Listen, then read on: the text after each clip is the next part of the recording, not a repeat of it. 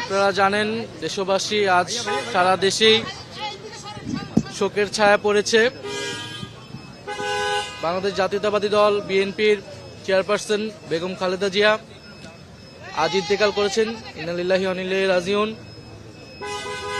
আমরা বিএনপির গুলশান কার্যালয়ে এসেছিলাম জাতীয় নাগরিক পার্টি এনসিপির পক্ষ থেকে শোক এবং শ্রদ্ধা জ্ঞাপন করতে। বেগম খালেদা জিয়া অনেকদিন ধরেই তিনি অসুস্থ ছিলেন। আমরা চেয়েছিলাম, মহান আল্লাহর কাছে আমরা দোয়াও জানিয়েছিলাম যাতে তিনি এবারও সুস্থ হয়ে ওঠেন। কারণ বাংলাদেশ যেই সংকটকালের মধ্য দিয়ে যাচ্ছে 24-এর গণ অভ্যুত্থান পরবর্তী সময়ে আমাদের যেই গণতন্ত্রের অগ্রযাত্রা শুরু হয়েছে নতুন করে, এই সময় বেগম খালেদা জিয়া জাতির অভিভাবক হিসেবে ছিলেন।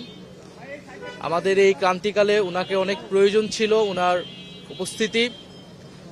বেগম খালেদা জিয়া বাংলাদেশের ইতিহাসে, বাংলাদেশের গণতন্ত্রের সংগ্রামে, সার্বভৌমত্বের সংগ্রামে অবিস্মরণীয় হয়ে থাকবেন।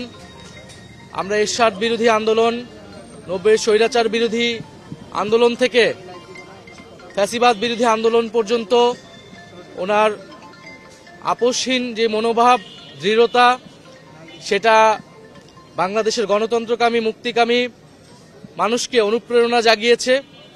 এবং আমরা বিশ্বাস করি বাংলাদেশের সার্বভৌমত্ব রক্ষার্থে, আধিপত্যবাদ মুক্ত করতে বাংলাদেশকে এবং গণতন্ত্র প্রতিষ্ঠার এই লড়াইয়ে, যেই লড়াইয়ে আমরা 24-এর প্রজন্ম আবারও শুরু করেছে, সেই লড়াইয়ে বেগম খালেদা জিয়া অনুপ্রেরণা হয়ে থাকবেন এই প্রজন্মের কাছে এবং ভবিষ্যৎ প্রজন্মের কাছে।